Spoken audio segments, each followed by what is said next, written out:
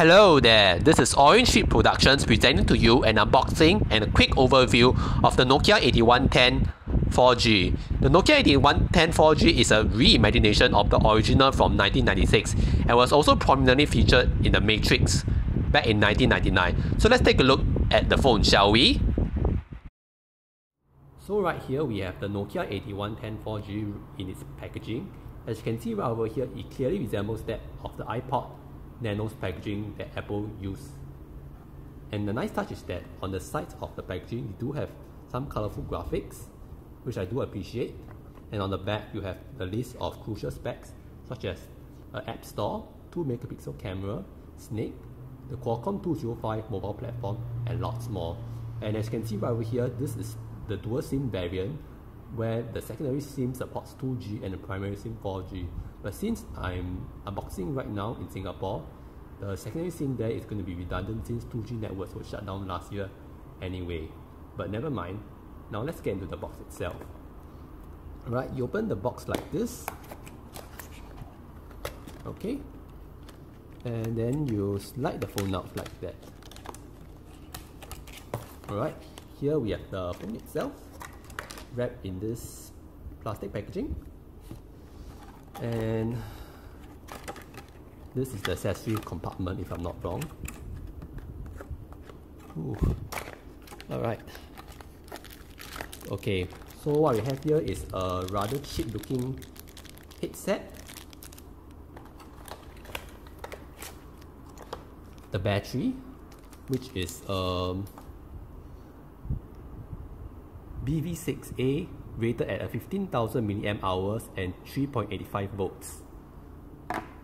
And next we have the micro USB charging brick with a non-detachable cable. And last but not least, we should have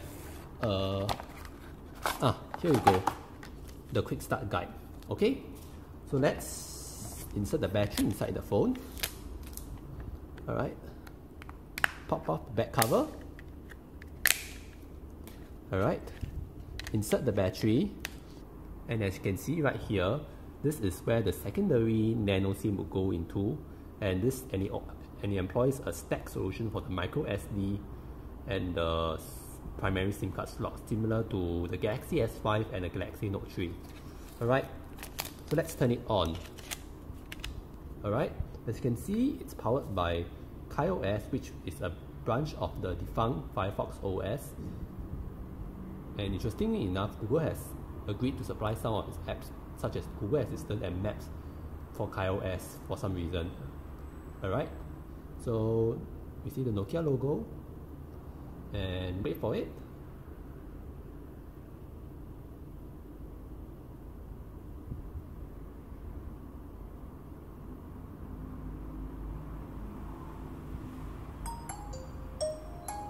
Alright, Nokia tune, new for 2018.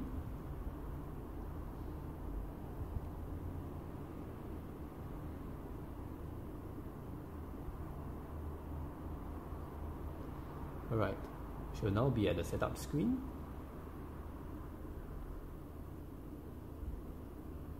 Right, let's choose English, Great Britain. And alright. Alright, now we can select the Wi-Fi network, and please stand by while I enter my passcode. Okay, now we can set up a KaiOS account later. So, some useless stuff, and now we are at the main menu. Now that we are done with setting up the phone, let me give you a brief overview of the phone from the outside. To unlock the phone, you just simply have to slide open the cover, which reveals the D-pad, the soft keys, as well as the T9 keypad. And to lock it back, just simply slide it back. Pretty nifty, I would say. Alright, the left side has nothing of any interest, whereas the right side has the power button. On the top, we have a 3.5mm headphone jack and the micro USB port. So let's take a look at the main user interface of the Nokia 8110 4G. This is your default home screen, and there are shortcuts for notices, which I assume are notifications, shortcuts, for Wi-Fi, volume controls, brightness controls, cellular data, a flashlight, a calculator, Bluetooth, camera, and airplane mode. By default, the main menu is arranged in a 3x3 grid, but you can change it to list view if you prefer, or rearrange the application order if you want. Alright, so first thing first, here's the call log. You have all calls, missed calls, dialed, and received. And your contacts book, which interestingly enough for a feature phone, you can actually, wait for it, import contacts not only from your memory card, but also from Gmail and Outlook, which is very nifty indeed. Next up, we have messages, clock, which gives you access to alarms, timer, and a stopwatch. We also have the snake and the camera apps, which I'll cover in depth later. Next thing is the calendar, which by default just gives you the date itself, but just press the center key and you gain access to a much more feature-packed calendar. Okay, and you can sync your calendar to what I presume would be a Google account, although I'm not that sure. And you can add events as well. And you have a basic music player without an equalizer, unfortunately, but you have all the basics covered. Alright, you have a gallery, which gives you access to, well, the images that you've taken and saved on your internal memory, which is about 4 gigs here, as well as on the memory card if you have it inserted. Right, you can delete a photo, edit the photo, share it, select multiple, gain access to the file information, lock the photo, sort and group the photo, and so on. Alright, next you have an FM radio, which requires 3.5mm audio jack to be connected. Right, you have to manually turn on the FM radio, and you can auto scan the stations for yourself, but you cannot record anything from the FM radio, unfortunately, which is a very common feature for many feature phones. Alright, next we have the browser, which is based on Mozilla Firefox, and you have access to bookmarks. And for instance, let's try going to Google and see how it loads. Alright, it actually loads the full HTML experience rather than the web experience that you might remember from earlier feature phones. So let's search for Nokia, Nokia. Done.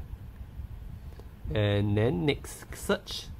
Alright, there are buttons 1, 2, and 3 act as shortcut buttons. 1 allows you to zoom out, 3 allows you to zoom in, whereas 2 allows you to treat it as a bar from scrolling. Alright. Without it, it will be a much more painful process to scroll down. 2 will help speed up the process much faster. Alright. Now let's take a look at how YouTube performs on this phone, shall we?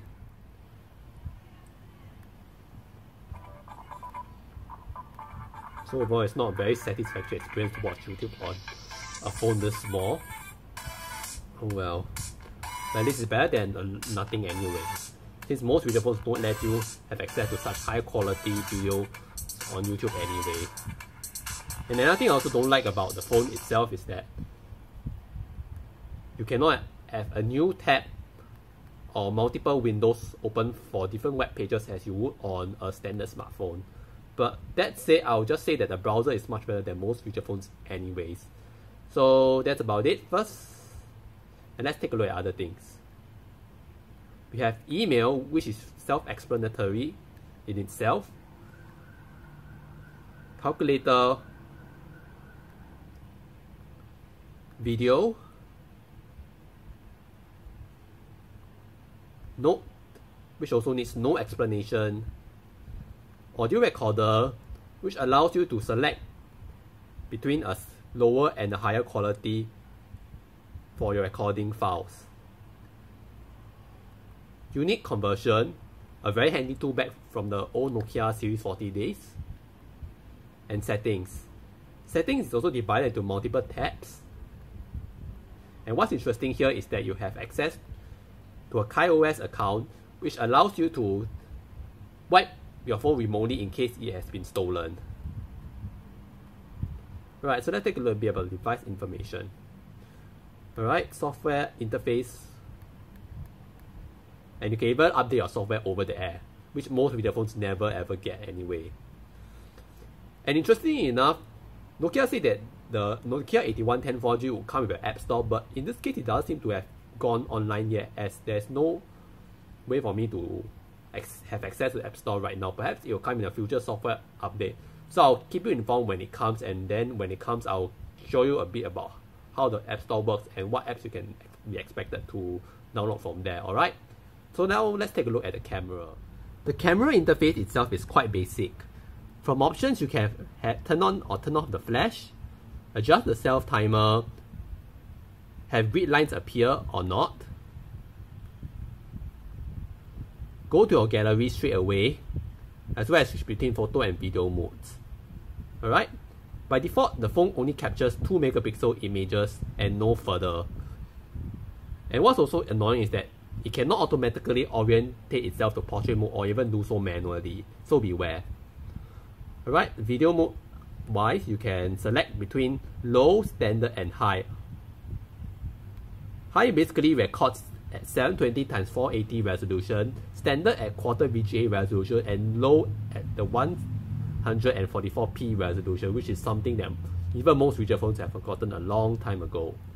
Alright, so let me go through with review some camera samples and video samples I've taken on this phone.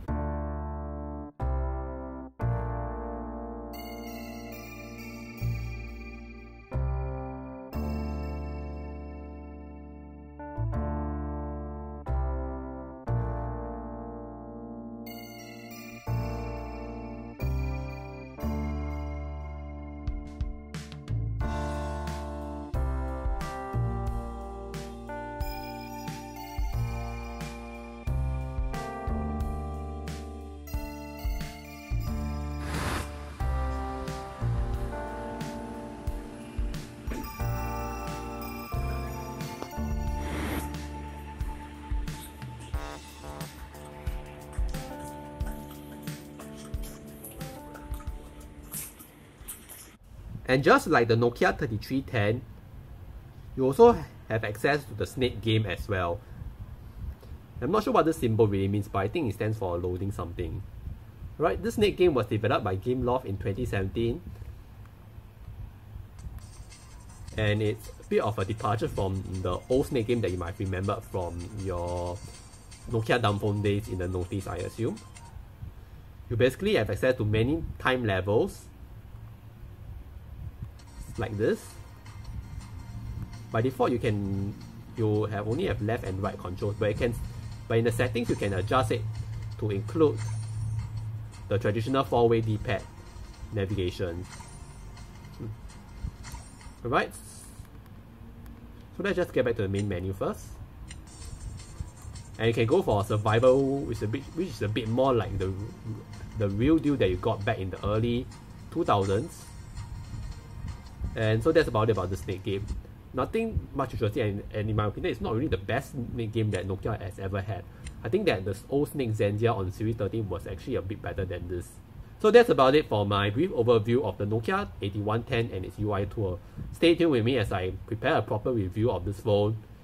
And before that, I'd just like to say, remember to like and comment and subscribe to my videos if you like more content like this. Please feel free to give a suggestion of what can be improved. And that's about it. I'll see you in the next video, and bye!